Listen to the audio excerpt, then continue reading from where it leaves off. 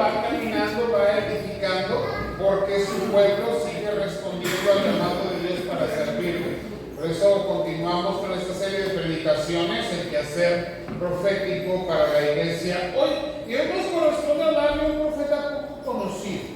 Si usted ha leído el Antiguo Testamento, sobre todo los libros de Crónicas y de Reyes, encontrará al profeta Gad unas 2 o 3 ocasiones y no más. Y a veces pasamos por alto un hombre tan corto que quizá podamos pensar que no es una persona muy importante. Sin embargo, cada personaje, cada palabra, cada ordenanza que nuestro Dios deja precisamente a través de las Escrituras es una bendición, pero también es una guía para el caminar de la iglesia. ¿En qué época más o menos nos ubicamos? Bueno, estamos en una época contemporánea al profeta Natán. De Natán se habló el domingo pasado. El domingo pasado tocó hablar de este profeta y es más o menos entre el 990 y el 980 antes de Cristo. Seguramente se cree que el profeta Gad sea más joven, un poco más joven que el profeta Natán, y dentro de la narrativa bíblica lo vamos a encontrar como un personaje cuya relevancia está precisamente en que es un siervo de Dios, consejero, profeta para el rey David.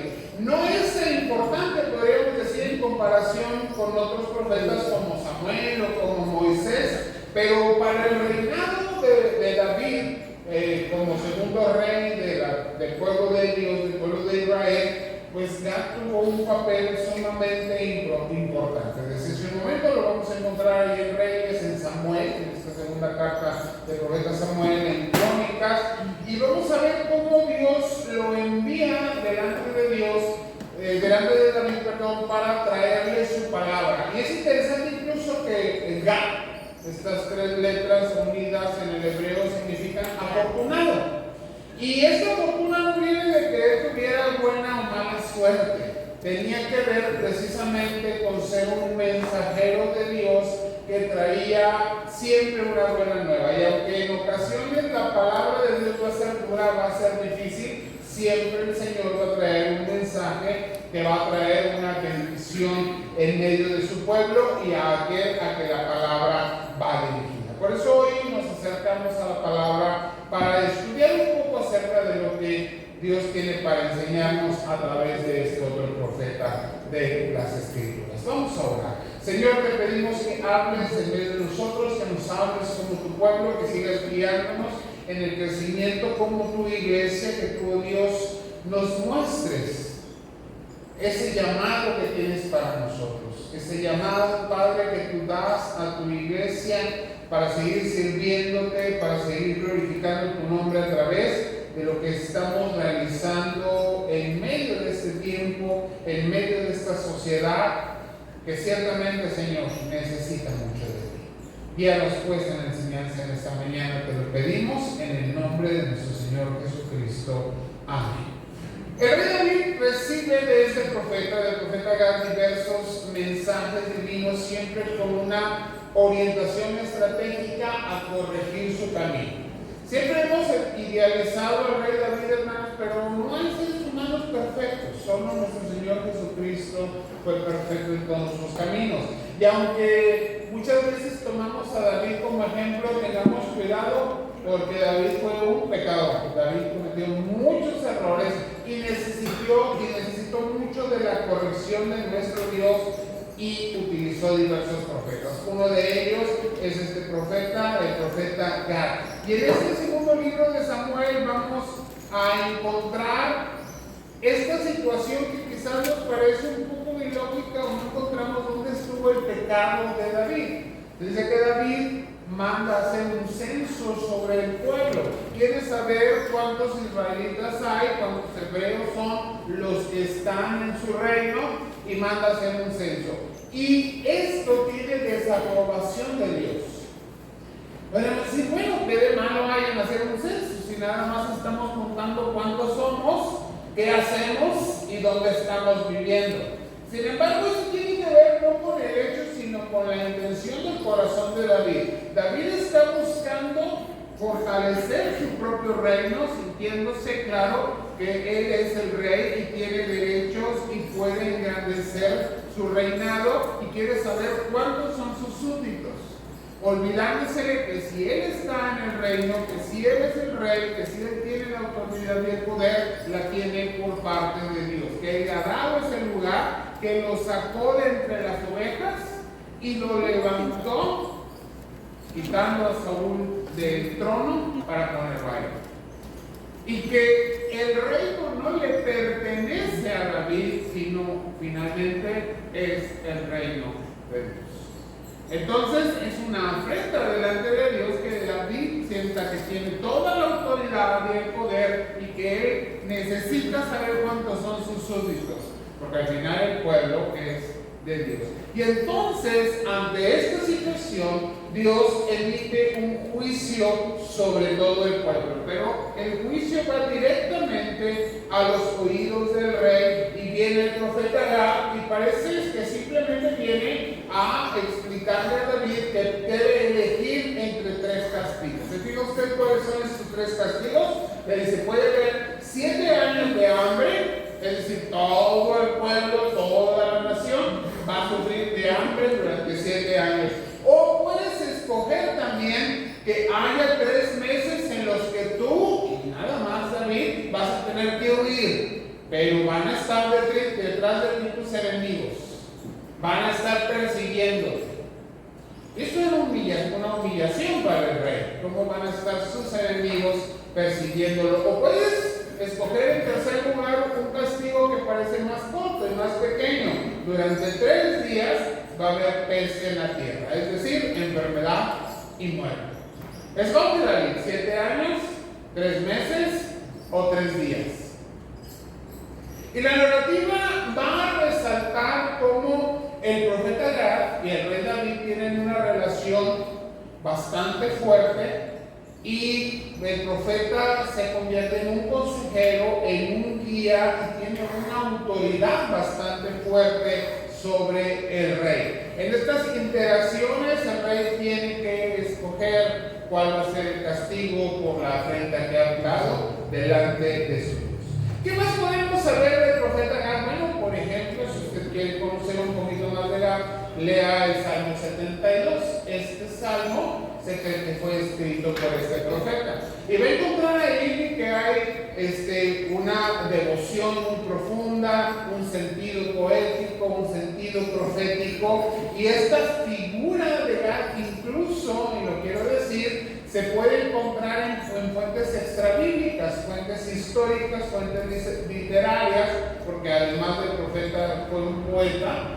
Deja algunos escritos que están fuera de la Biblia, pero que se entrelazan siempre con la historia bíblica, que es un legado de lo que él deja. Además, algo sobresaliente que no sé si se fijó de Gad es que no solamente es reconocido como profeta, sino que ahora agregamos una característica especial de algunos de los profetas, y se dice que este profeta Gad es un vidente. Y quiero que se queden con esta palabra, porque va a ser muy interesante en el desarrollo del mensaje de esta mañana.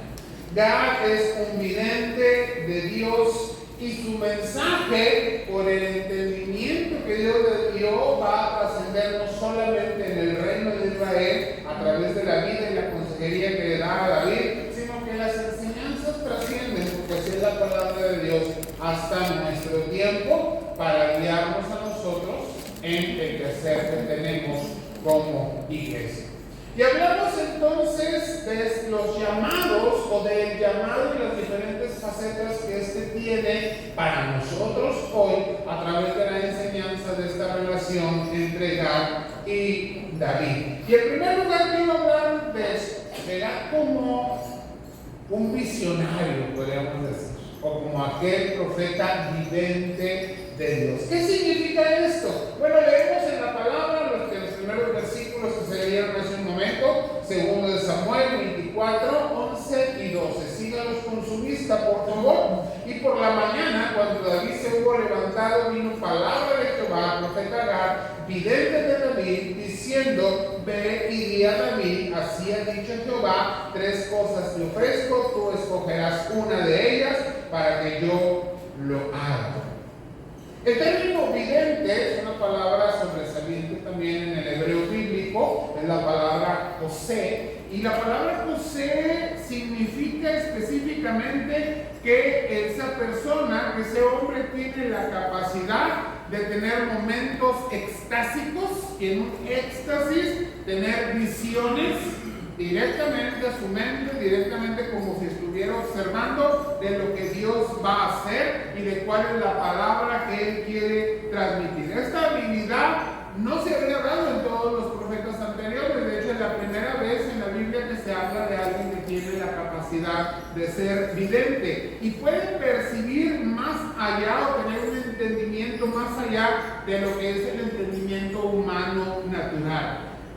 Esta información nos habla de que en el entendimiento que tiene el profeta está más allá de lo que es accesible al resto de los seres humanos. Y por eso se da la importancia de que el rey lo reconoce, de que David, siendo el rey más importante de los diferentes reyes de Israel, le escucha y tiene para él una atención especial y le permite que cuestione lo que ha hecho, porque sabe de quién viene, sabe que es un profeta de Dios y que está ahí para guiarlo y para aconsejarlo. Ahora, el papel de los videntes va a ser la interpretación de la voluntad divina, no va más allá. Hemos hablado de los profetas y la definición sencilla que hemos estado dando es que el profeta es aquel que recibe la palabra de Dios y la transmite al pueblo. El vidente hace exactamente lo mismo, solo que Dios utiliza diferentes modos. Algunos profetas les habla directamente, ellos pueden escuchar la voz de Dios, a otros les dará el mensaje como Dios así lo tenga determinado. En el caso del vidente Gad, bueno, tenía esos momentos en donde Dios demostraba directamente qué era lo que iba a realizar. Y va delante de David para ofrecerle un claro mensaje, permitiéndole tomar la decisión acerca del castigo que Dios trae por haber hecho este censo. Ahora, la historia de este vidente, la historia de Gad, nos va a hablar de personas ungidas espiritualmente. Ya hablamos domingos antes de lo que es el ungido por el Espíritu de Dios. El ungimiento no tiene que ver con el Espíritu. Hoy en nosotros, en los creyentes, venga y vaya, o que tengamos más o menos Espíritu. Esto yo creo que ya lo deberíamos tener todos muy bien entendido. Tenemos siempre el mismo Espíritu, tenemos siempre la misma cantidad del Espíritu Santo. Vino a nosotros cuando Jesucristo vino a nuestra vida, lavó nuestra vida, nos perdonó, nos hizo nuevas criaturas y en ese momento fuimos llenos del Espíritu Santo. La sensación de que el Espíritu Santo obre más o menos en cada uno de nosotros no es porque haya menos espíritu, sino porque nosotros no estamos escuchando, no estamos viendo lo que el Espíritu hace y las indicaciones que nos da todos los días. Y esto tiene que ver con esta característica de ser un vidente, o quiero llamar su atención específicamente en nuestro tiempo, a tener visión como iglesia. Y hablamos, hoy hay muchos libros teológicos y también de lectura para creyentes y para las iglesias que tienen que ver con ser una iglesia con visión. Y quisiera entrar a algunos conceptos porque a veces pensamos que la iglesia tenga visiones, que haya profecía nueva. La profecía ya está en la palabra, la revelación de Dios ya está en la palabra, no hay nada nuevo, Dios no nos da enseñanzas nuevas, todo lo que Dios ha querido hablar está ya ahí descrito en su palabra. La visión no tiene que ver con que nosotros hoy podamos tener sueños. No descartamos de ninguna manera que Dios pueda hablarnos, pero nunca será algo fuera, más allá o diferente a lo que Él ya nos ha revelado en su palabra. Y sin embargo, la visión de la iglesia en nuestros días tiene que ver con que tengamos una estrecha relación con Dios y que a través del Espíritu Espíritu de Dios que muere en nosotros haya una amplia comprensión de lo que Dios quiere hacer a través de la iglesia. ¿Cuál es la visión de la iglesia? Que la iglesia sepa qué es lo que Dios le está enviando a hacer en medio del mundo. Porque la iglesia no consiste en reunirnos los domingos por la mañana a adorar. Eso es parte de nuestra vida como creyentes y es ordenanza bíblica que lo hagamos en comunión. Pero la iglesia vive allá afuera. La iglesia vive donde usted está, en su casa, en medio de su familia, en su trabajo, en su escuela, si es estudiante, en lo que usted realiza cada día. Ahí está la iglesia, usted es la iglesia de Cristo. Y entonces, ¿qué es tener una visión como iglesia? ¿O qué visión debe tener la iglesia de nuestro tiempo? Bueno, tenemos que repasar un poco de cuál es el quehacer de la iglesia de Dios. Y en primer lugar, la visión tiene que ver con el discernimiento de la voluntad de Dios. ¿Entiende usted cuál es la voluntad de Dios? Y si usted me dice, no, yo no entiendo, le voy a decir, vayan bajo la guía del Espíritu Santo a la palabra de Dios, escudriñenla, estúdienla, aprenda de ella, pida la dirección del Señor para entenderla y tome decisiones cada día en conformidad con la palabra. Eso es tener discernimiento. Poder tomar las decisiones adecuadas en el momento que se presentan delante de nosotros, conforme a qué? No a nuestra propia sabiduría, no a nuestra propia experiencia, sino con el discernimiento que nos da la palabra de Dios. ¿Qué hemos aprendido de la palabra?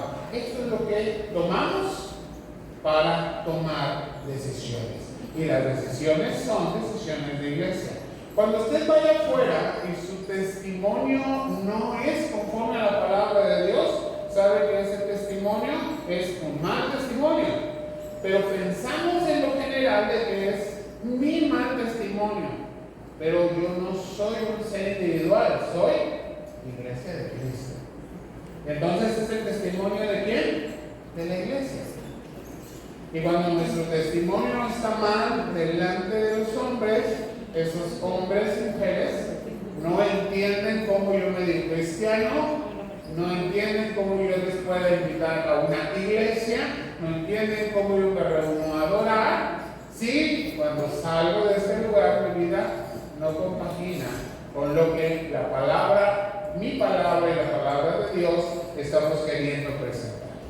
En segundo lugar, la visión de la iglesia tiene que ver con el cumplimiento de la gran comisión, porque la iglesia tiene dos ordenanzas muy específicas. La primera es predicar el evangelio y la segunda es hacer discípulos.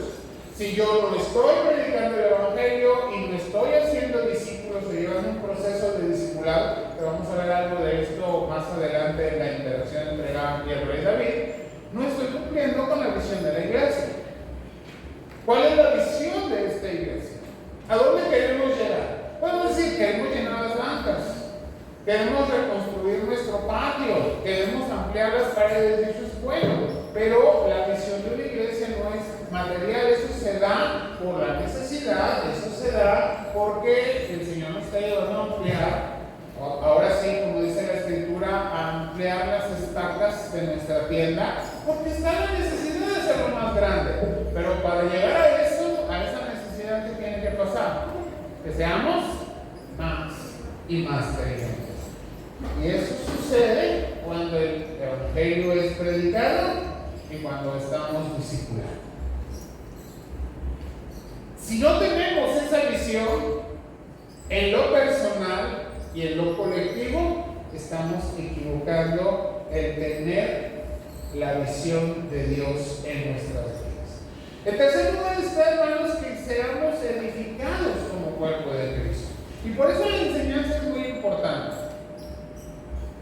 Yo le decía ayer a mi hermano Willy, hermano, es difícil que nosotros podamos llegar a la escuela dominical. ¿Por qué? Porque estamos ocupados temprano en la mañana.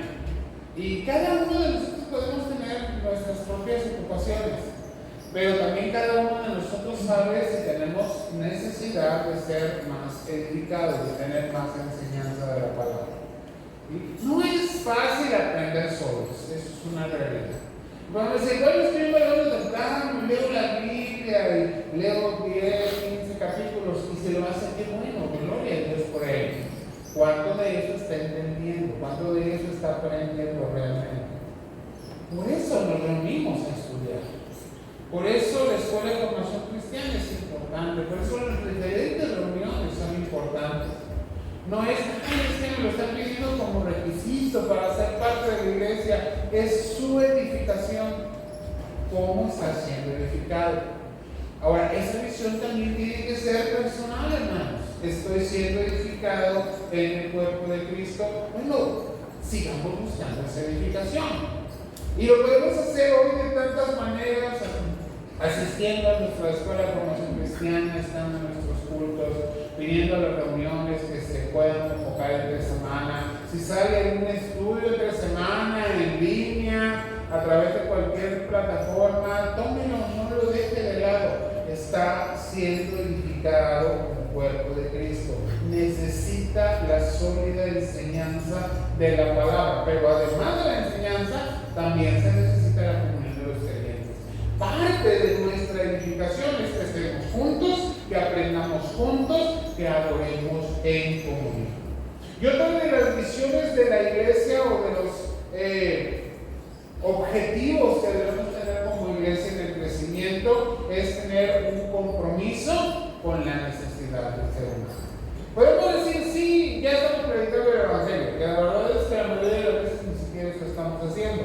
Pero además de eso, dice la palabra que no podemos decirle a aquel que está en necesidad, sí, ven, te oro por ti, Dios te bendiga, si no estamos siendo también coherentes con bendecirle, con apoyarle en su necesidad física. Por eso la iglesia también tiene un compromiso social. Predicamos el Evangelio, pero donde vemos necesidad de aconsejar, de apoyar con alimento, de apoyar con vestido, de apoyar con medicina, hay que hacerlo.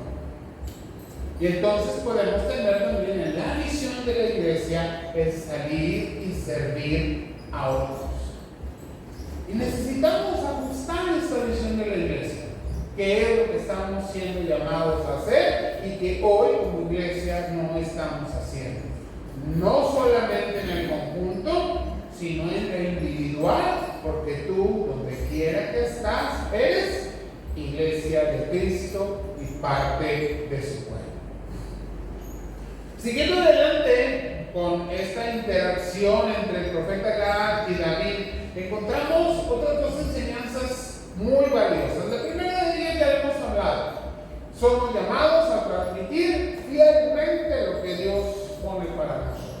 Ya hemos hablado de esto, no podemos quitarle la palabra, no podemos suavizarla, no debemos hacerlo. Debemos ser fieles en transmitir lo que Dios ha dicho en su palabra. Y esto hace el profeta. Pero hay otra cosa importante que a veces no tenemos en cuenta y que es precisamente la rendición de cuentas. No nos gusta que nadie nos diga qué tenemos que hacer, cómo tenemos que hacerlo y tener que ir y decir he cumplido con lo que me toca hacer. Vemos aquí en la palabra en este capítulo 24 de 2 de Samuel, versículos 12 y 13. Ve y di a David, así ha dicho Jehová, 3 cosas te ofrezco, pues escogerás una de ellas para que yo lo haga. Vino pues Gad a David y se lo hizo saber y le dijo, ¿quieres que te vengan 7 años de hambre en tu tierra o que haya 3 meses delante de tus enemigos y que ellos te persigan o que 3 días haya peste en tu tierra? Piensa ahora y mira, ¿qué responderé? Esto lo está diciendo el profeta al que me ha enviado. Si hablamos de que como iglesia tenemos una labor profética, yo veo aquí estas dos enseñanzas. La primera tiene que decirle al rey David exactamente lo que Dios dijo. Sin temor, sin miramientos, sin miedos, siendo fiel a la palabra, y tiene que presentarla delante del rey y decirle Dios ha dicho así. Pero además le dice, necesito tu respuesta porque yo le tengo que dar cuentas a quien me envió. ¿Quién me envió a usted, hermano? ¿Quién me envía a ti, hermano? Si es Dios, hay que rendir cuentas. ¿Y de qué hemos de rendir cuentas? De la respuesta de la labor que está cumpliendo la labor para la cual Dios me ha enviado. Afirmamos entonces que la labor de Gad como profeta no se limita solo a la transmisión de la palabra. Lo hace bien, lo hace con toda fidelidad, pero además se queda a la espera de que haya una respuesta a esa palabra. Y aquí inicia nuestra labor como iglesia en el discipulado. Quizás para Gad y David fue solo un momento. No sé cuánto se haya tardado David en tomar, el rey David en tomar una decisión.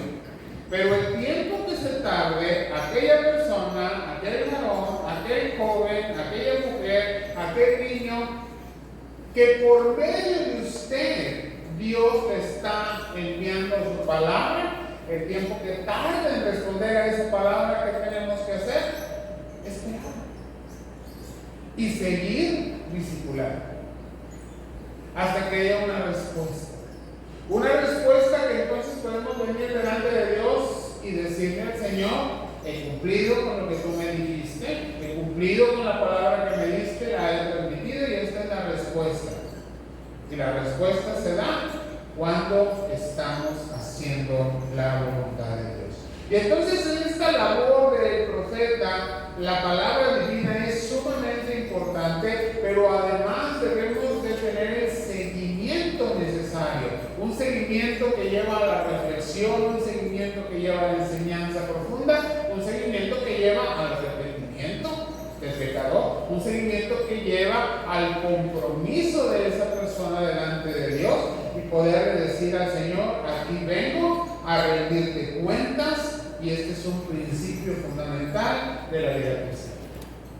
Y quizás no hemos pensado que tenemos que rendir cuentas, pero la palabra nos dice que tenemos que hacerlo. Incluso al final de nuestra existencia, todos y cada uno tenemos que presentarnos delante del trono de nuestro Dios y hemos de rendir cuentas. ¿Qué hiciste con el don que te di? ¿Se acuerdan de la parábola de estos tres siervos que se les dieron dones, que se les dieron talentos y que en lugar, dos de ellos, de ponerlos a trabajar, a servir, prefirieron guardarlos, ¿verdad? Que no pase nada, que no se vayan a perder, porque no vaya a ser el Señor me los cobre. Y si sabías que te iba a pedir cuentas, ¿por qué los escondiste? Dice el Señor. Pero al que sí lo puso a trabajar y que trajo y rindió cuentas y rindió fruto en esas cuentas, el Señor le habla de premio. Ese es un buen siervo. Aquel que tomó lo que Dios le dio y lo hizo trabajar y lo hizo multiplicarse. Y en esta rendición de cuentas, hermanos, como cristianos, como cuerpo de Cristo, tenemos una responsabilidad. Y la responsabilidad sigue siendo individual, pero además también es colectiva. La iglesia debe rendir cuentas delante de Dios. ¿Qué estamos haciendo o cómo estamos manifestando el que es eficiente nuestro servicio, nuestro trabajo? Bueno, la adoración al Señor funciona primordialmente en el fruto de labios que confiesen su nombre. Nosotros somos llamados a confesar el nombre de nuestro Dios, pero cuando otro lo recibe y de sus labios sale confesar también al Señor como su Salvador, ¿sabes qué? Ese es el fruto, esa es la adoración que a Dios le agrada, ese es el rendir cuentas delante del Señor de que hemos hecho con nuestro llamado. Y entonces la enseñanza sigue siendo la misma, somos llamados a compartir el Evangelio de Cristo y a hacer discípulos. El discipulado no es de un momento, el discipulado puede llevar meses, puede llevar años, pero tenemos que mantenernos firmes en hacer esa voluntad de Dios. Es parte de la visión como iglesia, es parte de nuestro quehacer como iglesia, es parte de lo que somos como cristianos. En tercer lugar, también parte de este llamado a servir al Señor en esta labor profética, y con esto voy a terminar, es en ese proceso de discipulado acompañar al otro en la adoración a Dios. Me llama mucho la atención al final de este pasaje, versículos 17 al 19, nos da como un epílogo, como algo que sucede después de la historia. Bueno, ya David se arrepintió, ya terminó el problema, Dios detuvo la mortandad que David escogió ciertamente, 3 días de pestilencia. Dios para, de hecho, antes de que terminen estos días, dice que le dijo al ángel que iba pasando y el pueblo enfermado iba muriendo, le dijo: detente ya. Fue Dios el que le dice esto al ángel. Y ahora David va a buscar a Dios. Y dice, bueno, Dios le dice a través del profeta que vaya a esta era de Aruna y que ahí le edifique un altar. Y David obedece. Pero no va solo. El profeta le va a acompañar en todo el camino, el profeta le va a dar la invitación, el profeta le va a dar la palabra, y David va a subir, dice al final, conforme al dicho de Gad, según había mandado Jehová. El relato nos habla ciertamente de que el pecado tiene consecuencias, pero también de la gracia de Dios que lleva al pecador al arrepentimiento. Al final de todo el proceso, un proceso de enseñanza, un proceso de aprendizaje de la palabra, un proceso de discipulado, un proceso de arrepentimiento, el epílogo, el final de la historia es un tiempo, un momento de adoración a Dios. David va a construir en esta era el altar que Dios ha demandado de él.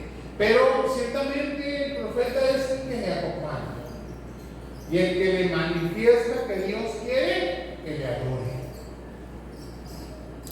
En nuestra vida como iglesia, en nuestra misión como iglesia, podemos predicar el Evangelio, podemos empezar un proceso de discipulado, pero tenemos que ver la conclusión de ese proceso. Y la conclusión de ese proceso es que aquel que le predicamos, que aquel que le compartimos, que aquel que acompañamos en el discipulado, ahora venga con gratitud delante de Dios y le adore.